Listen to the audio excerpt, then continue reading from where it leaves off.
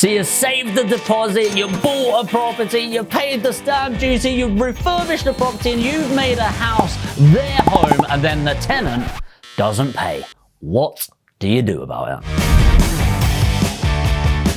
So I am very fortunate to only have had this once in my entire property journey, but it was a lovely tenant for a good old 6 months, and then they started going through problems. And the issue is, when things are going really well, everything goes well, right? So you don't care about communication. You don't really chase too much because it all just sort of works like clockwork. However, when the tide goes out, you see who's been swimming naked, right? And this is a situation that when times get tough, people's communication shuts down. And I see this all the time with people that I've loaned money to. Everything goes well until they're struggling, and then zero communication, to tenants in properties, and so much more.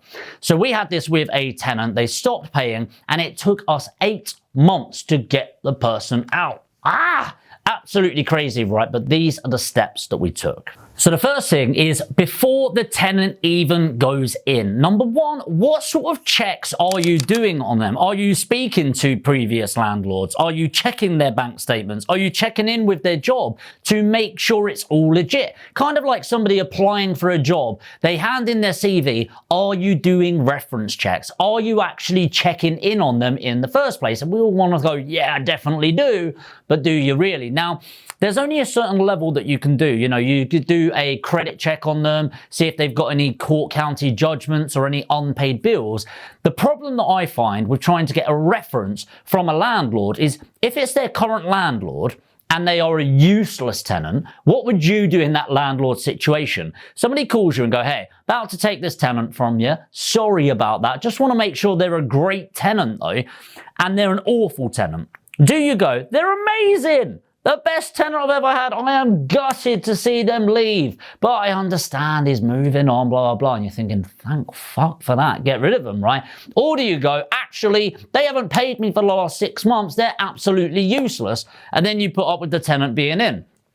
Now, integrity comes into play there, but most people's integrity falters quite a lot when it comes to money. So make sure you're doing the right checks. Number two, make sure you're giving them the right stuff. So for example, when you're renting a property, they need to see an EPC, an energy performance certificate. Costs you like 40 quid to get one, by the way. You need to make sure that the gas or the CP12, the certificate, is done. You need to make sure it's had an EICR, an electrical certificate on the property. You need to make sure they've got an AST and a right to let guide. Okay, so make sure that they've actually got the right to rent a property in the UK. Quite a lot to do before you've even got them in. Now, why is all this important? Who cares about the EPC? Who cares about that? Well, you try evicting them at the end when there's a lot of support around tenants around this, and if you haven't done the right paperwork in the first place, your case will get thrown out. Next, I like to get in communication. Always understand why.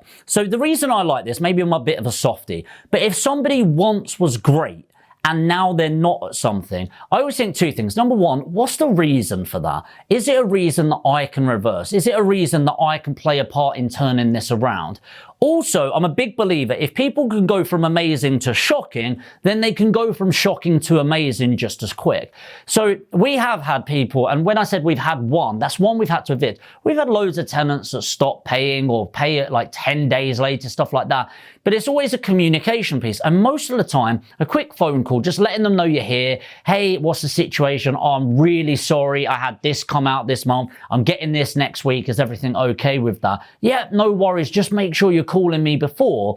Then often it gets up to date within a month or two and you are good. Communication is the best thing in the world, or the worst thing in the world. Every time something breaks down in my business, for example, communication is at the core of the breakdown. And whenever something goes amazingly well, communication is great in the background as well. So make sure you're communicating effectively and actually find out why. And I think this is where you can have a bit of compassion. You know, somebody's not being able to pay because they've lost their job. They're applying for new jobs. They've gone on job seekers. Maybe they've gone on the LHA, local housing allowance, and they're getting paid by the government.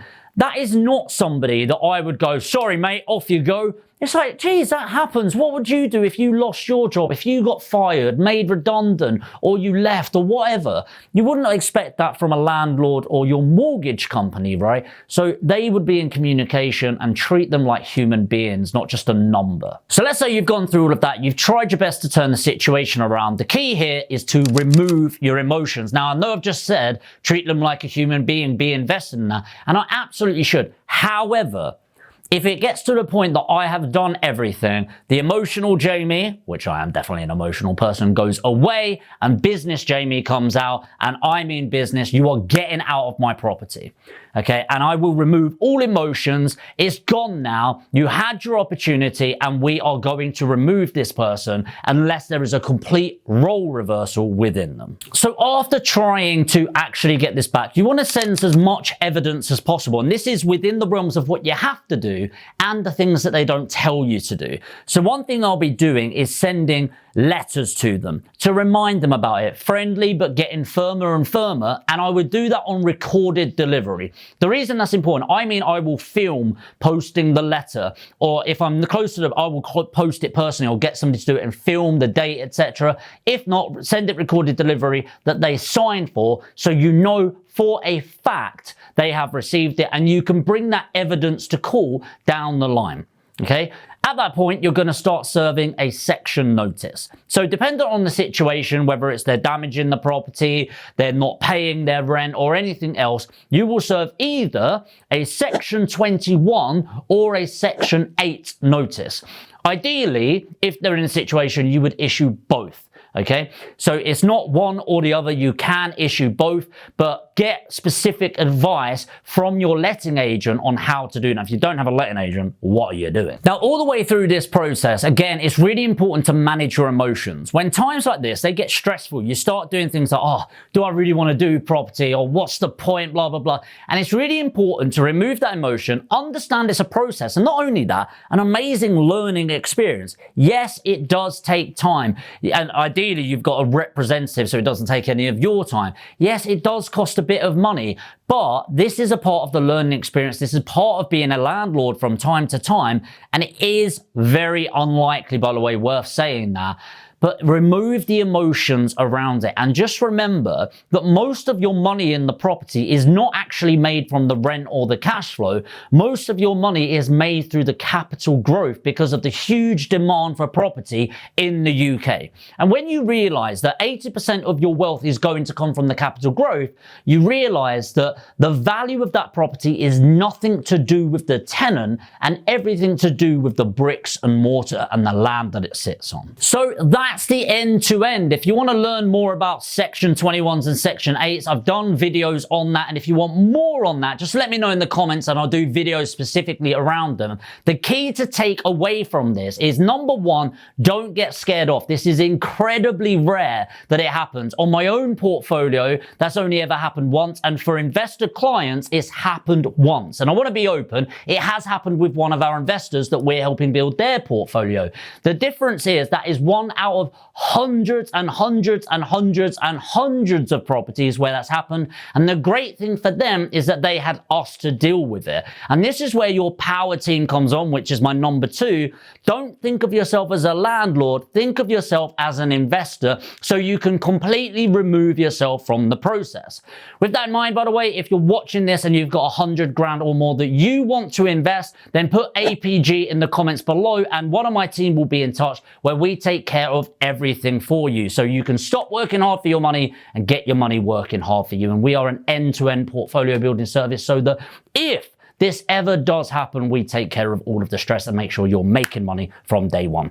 Hopefully this has been helpful, guys. If you're new to the channel, make sure to hit the subscribe and the notification bell. I post every single week multiple videos on property, investment and mindset, and I'd love you to come back and see more. If you got value from this video, it really does help show others that you got value so they can too, just by destroying that like button. Takes 5 seconds, but makes a huge difference to me. See you in the next video.